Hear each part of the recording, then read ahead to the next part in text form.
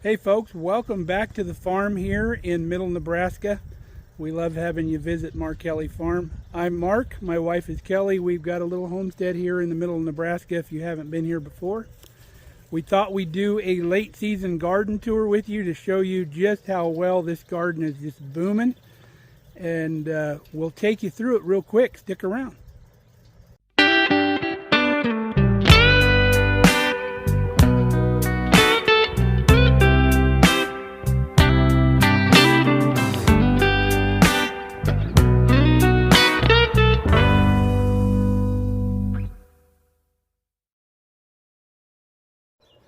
As of late, we've been having like early fall weather. It's been overcast and cloudy, a little muggy in the afternoon because of the heat when the sun comes out.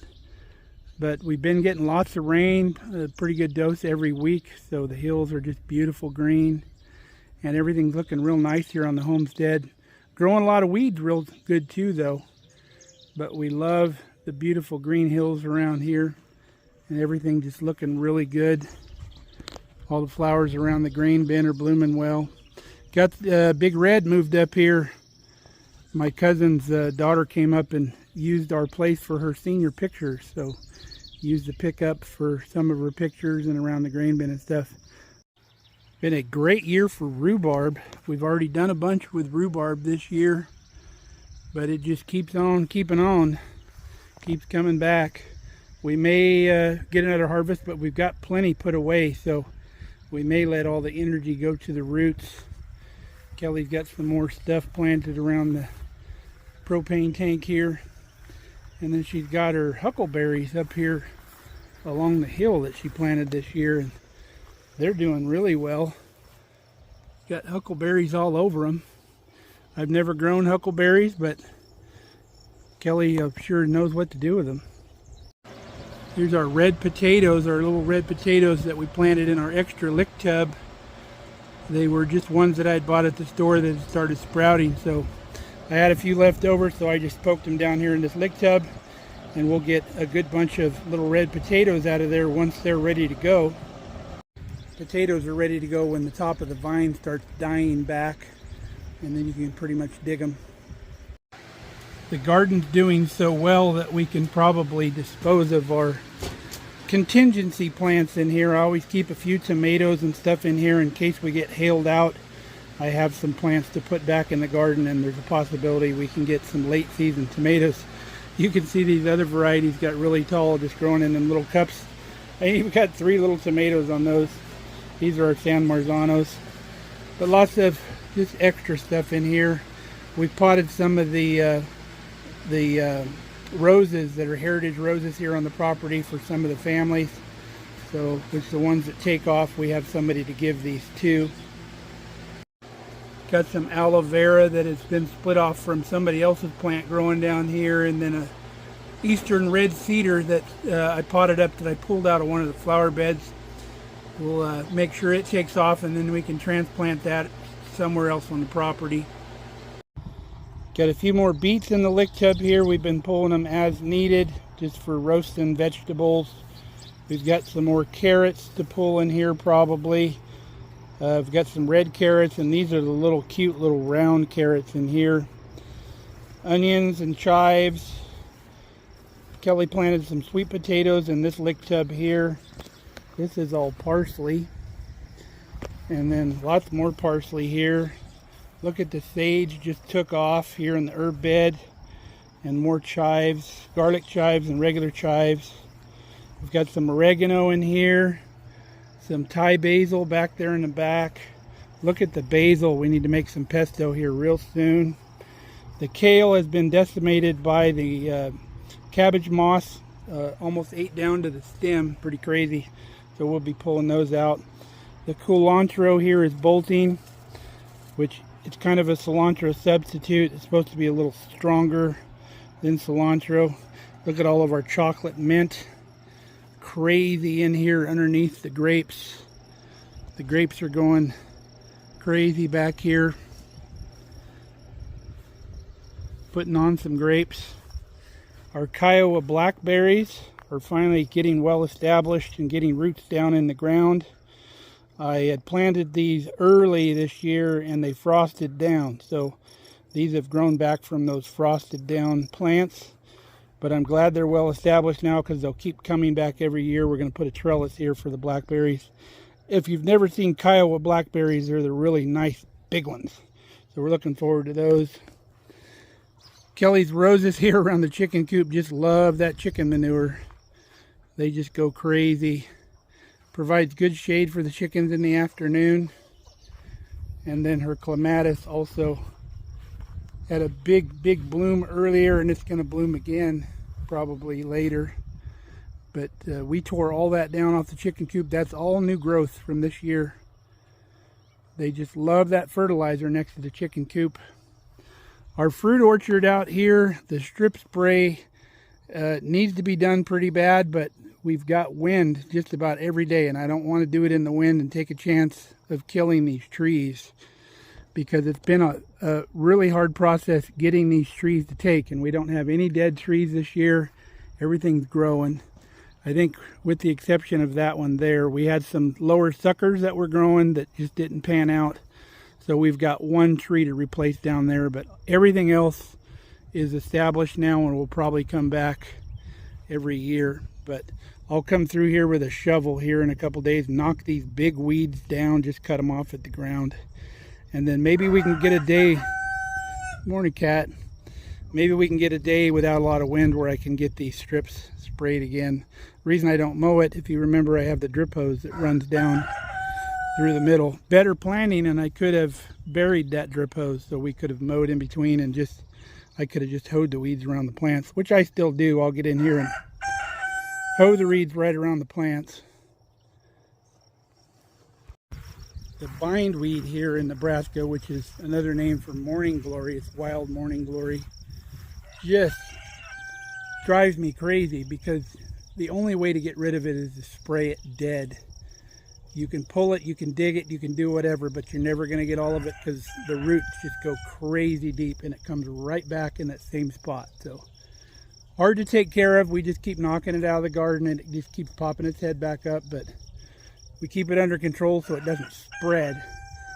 It spreads out by the asparagus because we don't do as much weeding out there as we do in the garden. So I'll show you out there how bad the bindweed gets.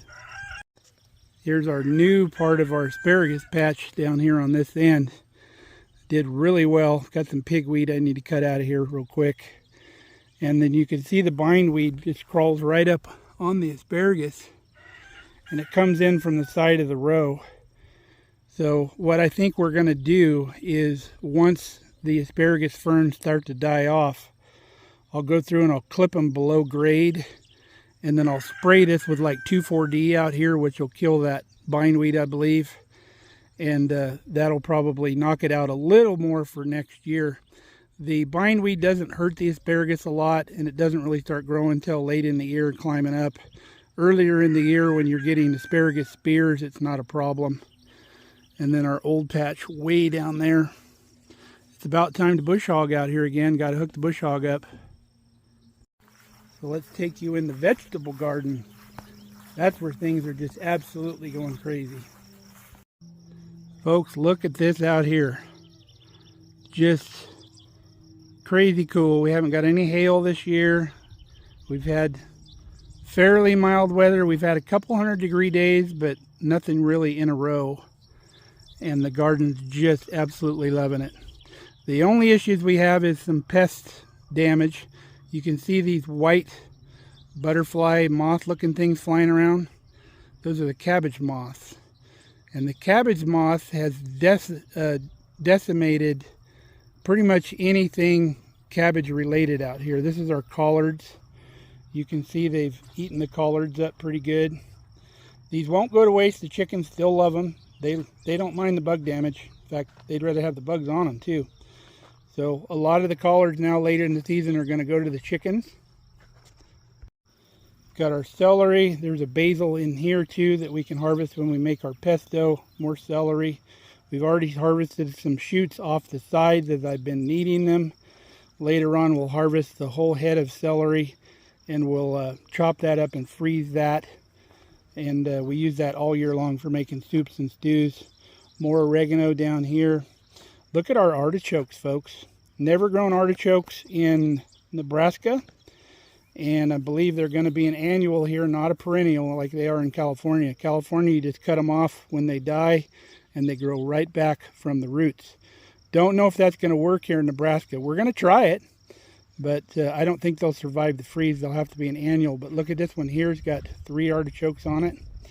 Usually you'll get one big artichoke in the main stem, and then you'll get some smaller ones around the outside, especially after you clip that main one. You'll get small artichokes all over this. But we're probably going to cut this one out. This one's starting to open up a little bit. So the leaves will be tough, but the artichoke hearts in there will be fantastic. And to make a meal, we'll cut some of these baby artichokes too. We'll trim them up and just eat the hearts and parts of the stem. Are really good. Takes a while to cook them. I cook them in the pressure cooker. Here's another one with the one coming up on the main stem. They're nice ornamental plants too. I like the looks of them. I was telling Kelly next year to get a good crop, like to make a meal out of and stuff, we could do a whole row of artichokes, because I think we're going to give up on the Brussels sprouts, and I'll show you why here in a little bit. So on this end, on our trellis, we have our cucumbers on this side with a little bit of thyme down here in between. We've been getting loads and loads of cucumbers. We've got a 5-gallon bucket down in the basement in brine right now.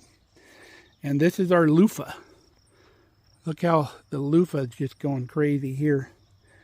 And let me see if I can find some loofah.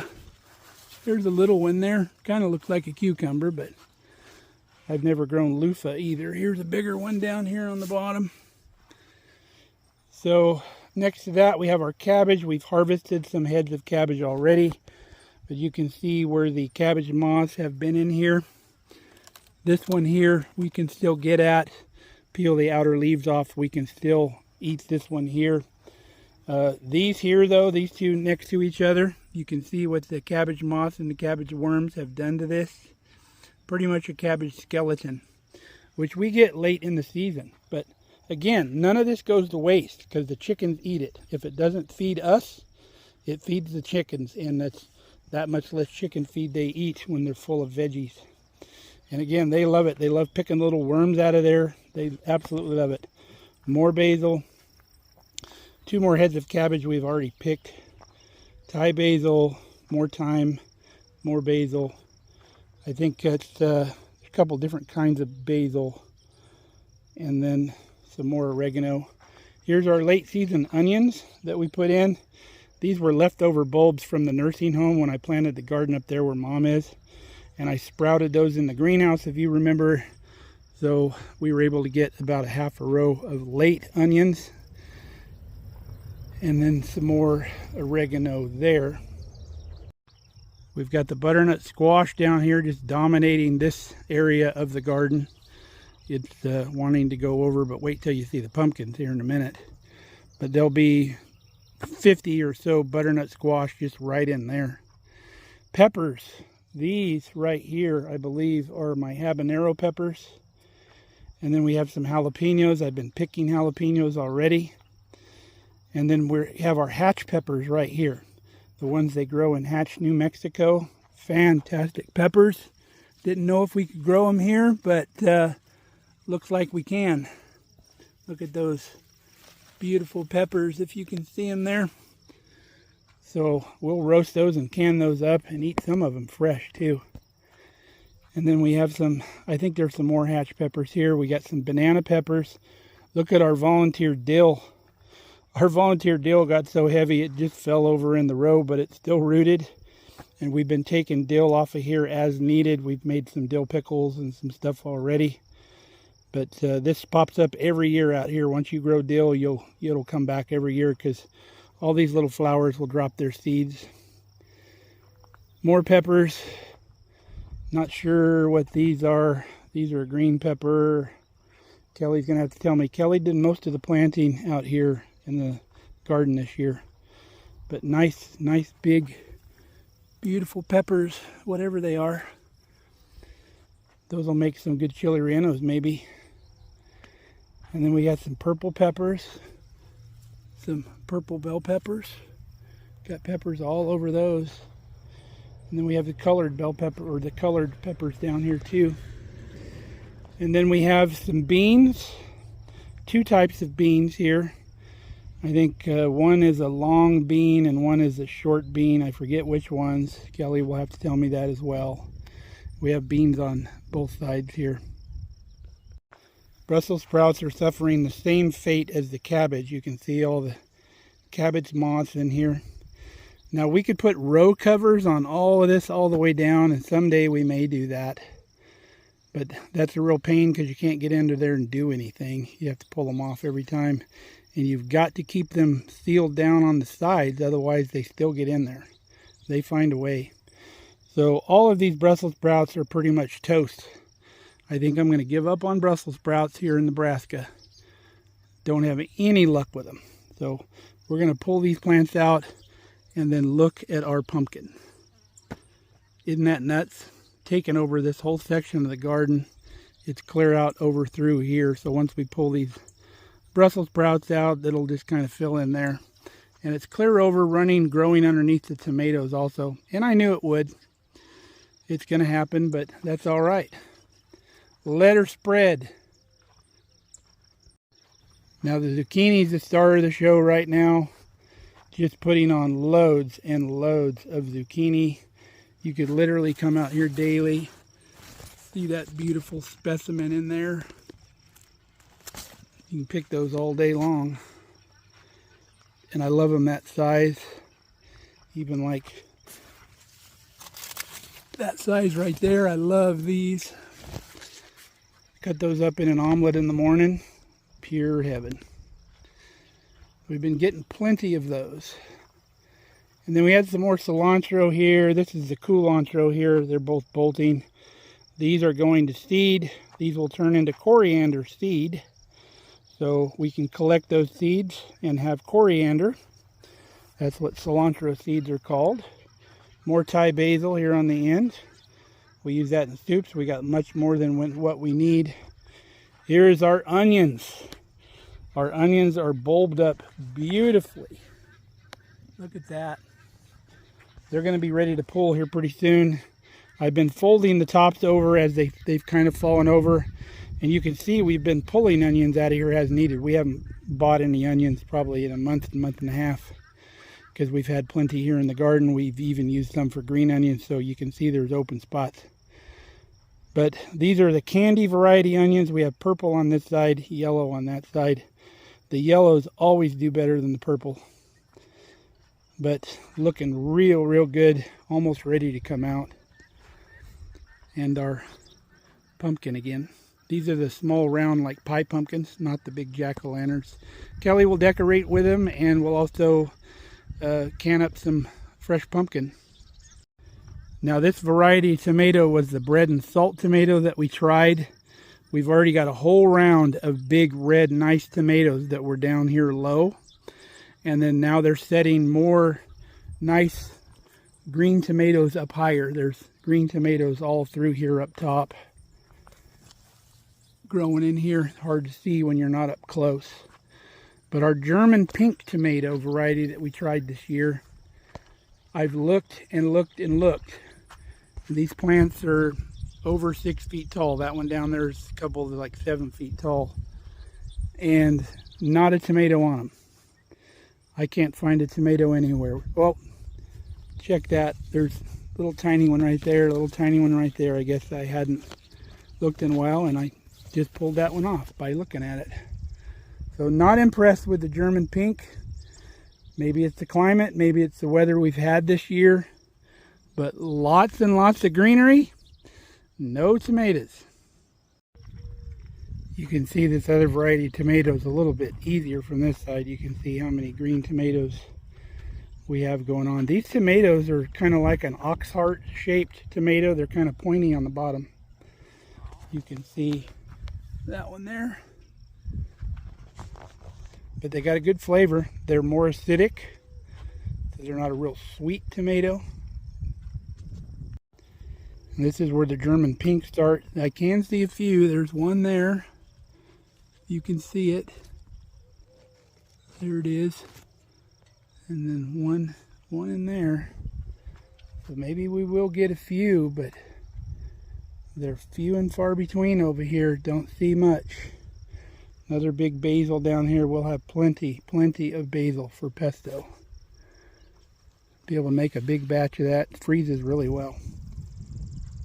But still don't see much in the way of tomatoes. I'm looking pretty close. Now our San Marzanos, there's some more parsley down here, some Italian flat leaf parsley. That tomato plant probably just needs to go. Our San Marzano tomatoes, now we've got green tomatoes all through there. And these were planted later in the season. So these are more of a determinate type of tomatoes, so they're all going to come on at once. And we'll be canning some more tomato sauce. God willing, we don't get any hail. We'll have plenty of San Marzano tomatoes. The pea patch down here on the trellis is done. Need to pull this out today, get rid of it. So as we take the collards out and the cabbage and all that, we'll go ahead and pull these out as well.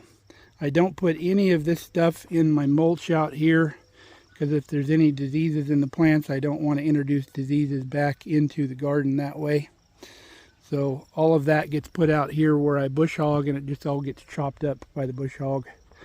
We've got one more head of cauliflower. We've been harvesting that right here. This one's ready to go. You can see it's a little more yellow because it's not covered. The cabbage worms have ate all the leaves off. So we just cut that, throw it in the sink of water. If there's any bugs, they'll all float out of there. And then we have a nice head of cauliflower to eat. We'll pick that today. But the other cauliflower is buried in here in the pumpkin that we've already cut. The two big apple trees out here, the giant one and the one that I trimmed this last year, hardly any apples. The year wasn't right for those.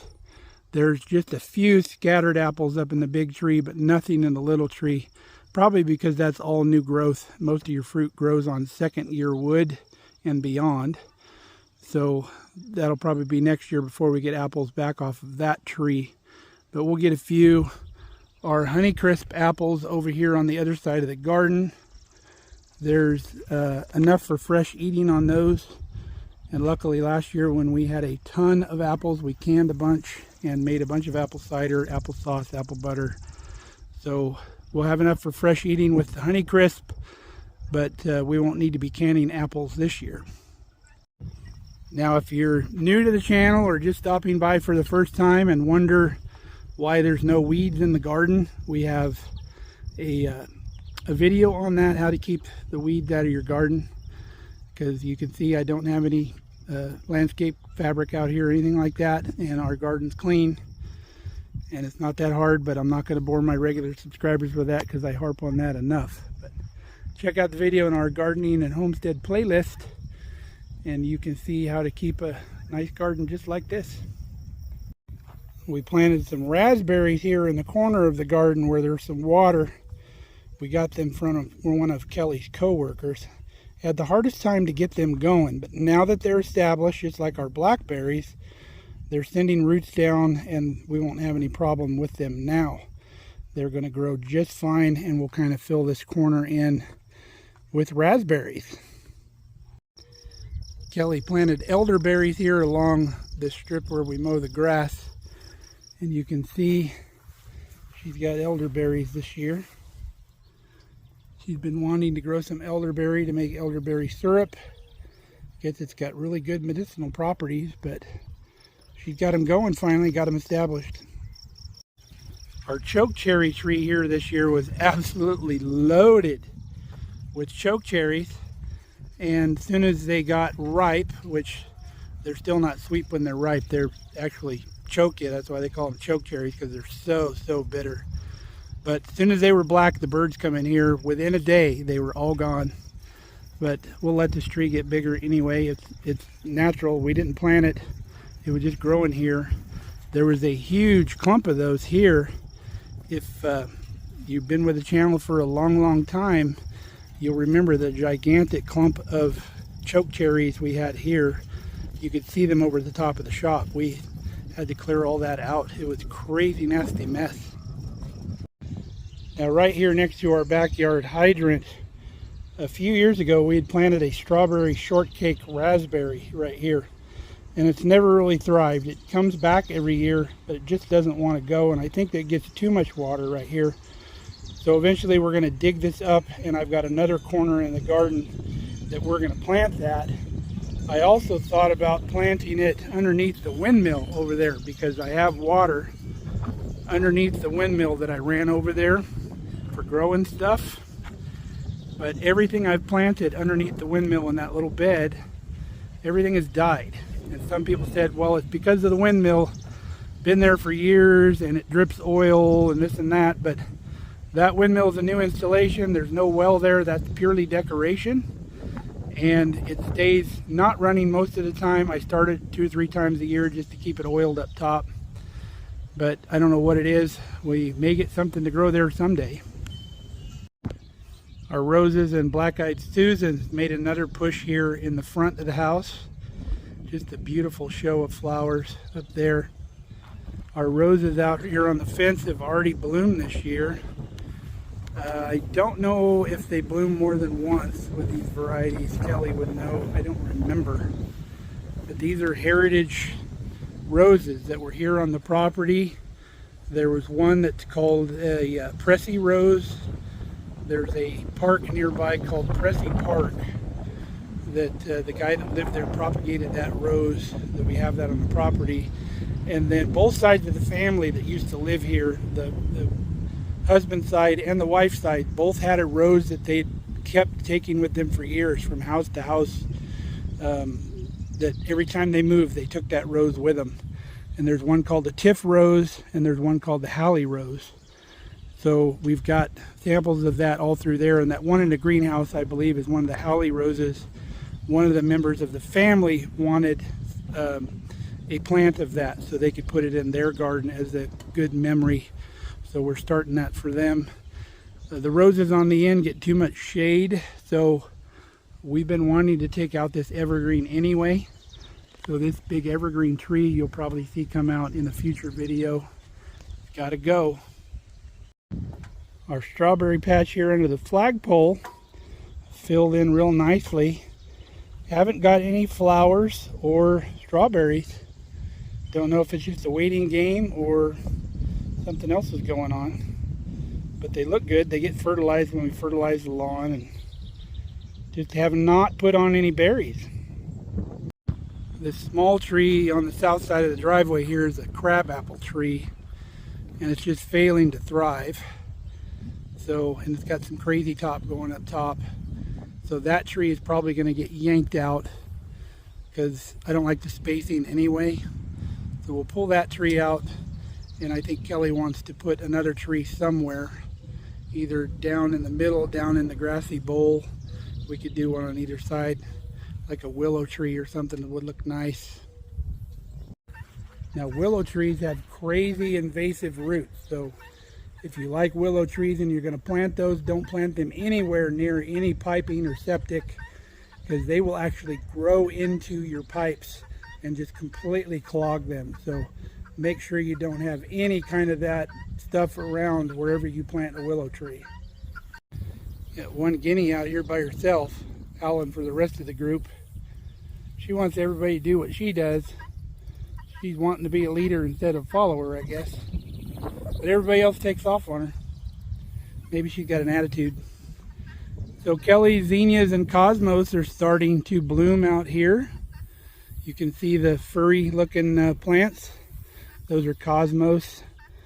And then the zinnias look like this here. These. And then we've got sunflowers all through here. So pretty soon this will be a sea of blooms out here on the east side of the barn. And we've got some residual wildflowers out here. I had thrown some wildflower seed out here to grow a bunch of wildflowers, but unfortunately the pigweed kept taking everything over. Oh, they decided to join up. So now you'll have to hear that. But the pigweed used to take over, but I've been mowing this down, and if you mow it enough, the pigweed will stop coming back, because it's an annual weed. And if you keep this mowed so it doesn't go to seed, like I've been doing, this up here doesn't get mowed, so you can still see there's some pigweed in here. There's a little bit right here. But if you keep it mowed down, you'll end up with just beautiful grass like this, because none of the annual weeds will be able to reseed, because you don't let them go to seed, just like you do in the garden. You don't let any weeds go to seed. And it's getting better and better every year. I think in a few years we'll be able to revisit our wildflower patch out here. Apologize if the wind's getting loud. So I think with that, we're going to wrap it up. We've got to head down to the fairgrounds this afternoon. Kelly and I are administering the open class entries down at the fairgrounds. So we've got to go down there and open that building up for people to tour through and see what's going on down there. So until next time, stay safe, stay healthy. We love you guys. We hope you come back and see us real soon here on the farm. We love you. See you.